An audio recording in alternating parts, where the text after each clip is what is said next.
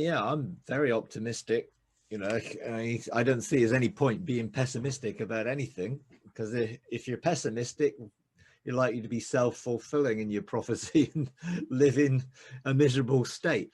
So I believe in an optimistic future in the sense of the restoration of all things, but I'm not triumphalistic in real thinking, oh, everything's wonderful and there's nothing to do. I mean, there's so much that we need to see established and overcome, and the kingdom come. And I mean, there's so much even within Christendom, which is just so out of sync with the love of God and the heart of God, that you look at it sometimes and you think, how could this take place? But all the way through history, it's always been the few who have embraced something and then others follow. It's always a forerunner thing. So I don't really get in a sense concerned that the majority of Christendom is sort of living in the dark ages, really, theologically mostly, and institutionalized, because I think God can change that. And you look through history and you see the dramatic changes that have taken place. So I think sometimes suddenlies happen, but it's only suddenly for us. It's not suddenly for God. He is preparing the way. When you look at Jesus coming, there was a preparing way. John the Baptist came in the spirit of Elijah to prepare the way for the Lord. And I think we are his body on earth, and we are the way the kingdom is manifested on earth. It's a kingdom that's within us, not a political kingdom. Therefore, it's a manifestation of his lordship, his rule, his government in us and then through us. And I think we are being prepared for that. And I think there is so much probably that most people don't know. But as you're there thinking, yeah, there's an I'm thinking this is coming. And I think that's a good thing, because I think then it says, for me, it would say, how do I need to be ready for that coming? Am I going to be involved in that expectation being fulfilled, and in what way? So it would always, I guess, cause me to look positively about the changes that need to take place in me, how I can be involved in cooperating with God in what he's doing. I think the things that are happening around the world, the Earth Shield, and people being more aware of their role in stewarding and governing and looking out for what's going on, I think that's all good. And I think there's a lot of dimensional things that are happening which are connecting us to the wider creational perspective of Earth. I mean, not just Earth, but actually what's going on in the cosmos and what's going on in the dimensions, and all of that needing to be restored and brought about. So, what is imminent, is a sort of a question. It's like, well, when Jesus said things were imminent, it took 40 years to eventually come about. So I don't sort of get onto, oh, it's all going to happen tomorrow. I'm really sort of much more, okay, we're in process. There is a transition. We are moving away from the old things that we were doing and the old ways we were looking at things. And that is enabling us to come into a new perspective. I mean, I believe in progressive revelation. I think you can look back at the early church and you can see those who were close to Jesus, and you can see those who carried his heart, but it didn't take very long for people to come up with their own ideas to try and explain things, and they came up with the creeds and other things to sort of tie people down to something which was rigid and systematic. And I think that was a big mistake. I think when any grouping tries to create something which makes everyone believe the same thing, it leaves no room for, well, there's more to come, and I think I laugh when I see systematic theology books, because it's like, do you seriously think that you know everything about God and it can all be found in the Bible, which is a book of 1,200 pages or whatever, and God is infinite?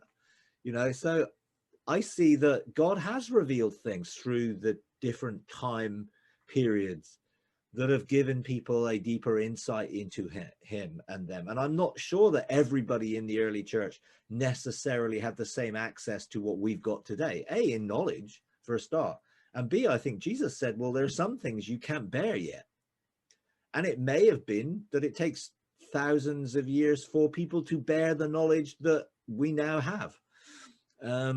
So I'm completely open to revelation, which will change our whole perspective on what's coming. I think the restoration of all things perspective is one which you can find right throughout the Bible, but it's not one that I think was as current as it is now. No, there is no end to the increase of his government and peace.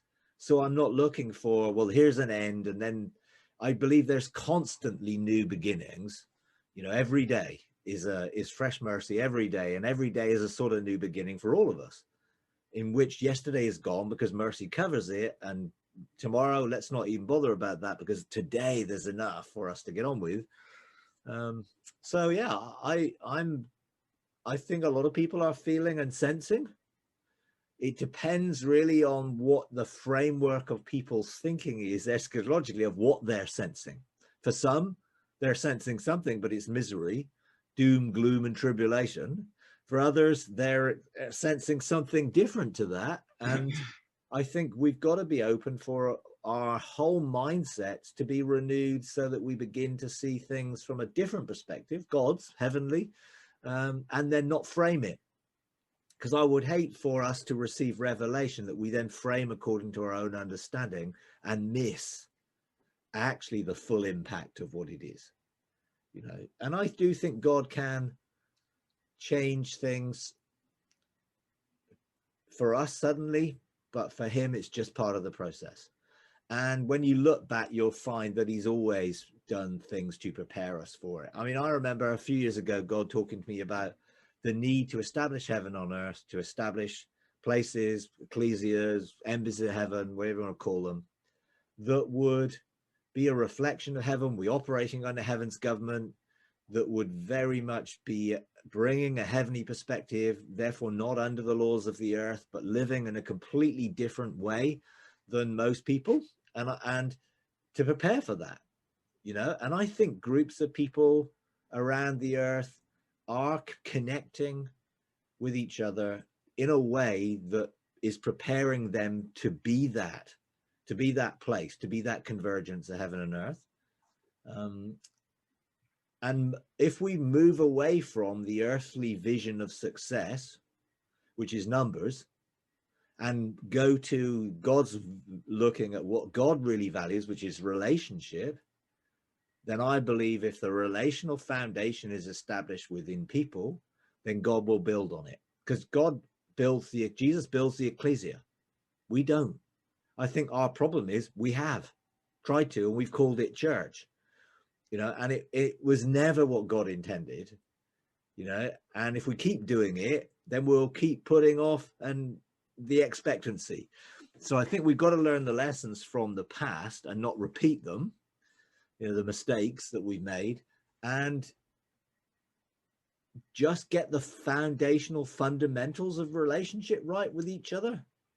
Because then what God said to me is, if you have a small group of people who are relationally actually together in union of one heart and one mind and one purpose aligned with me, I can add 100, 1,000 overnight, you know, just like that. But I won't if the foundations aren't right. So I do think there is the things that are happening with people, the personal transformation, the sort of transformation of the way we see things and how they're done, moving us away from all the warfare dynamic to a governmental dynamic and a love dynamic, a mercy dynamic, the change in our view of God and who he is and what he's like, which is moving away from this sort of judgmental sort of God who wipes out whole societies to a loving God who's restored everyone to himself and is wanting them to discover it, you know. And I think we are on my view of the expectancy, and what I'm expecting is a global awakening of consciousness towards love, that people will really begin to experience what love really is, and that it is God, and move away from the impersonal universe of force, of energy, to a very personal relationship, because they've experienced what true love is, and that is who God is, love. So I think that's my expectancy. More and more people are going to be awakened to the reality of who God is, and that is going to enable a foundation of relationship between those people much easier than what we have when we're viewing God in a slightly different way, and therefore ourselves, you know. And the more we discover who God is in reality, the more we discover who we are in reality, and then our identity then enables us to function in sonship like him, to be co-heirs and co-creators, and to see things really begin to change.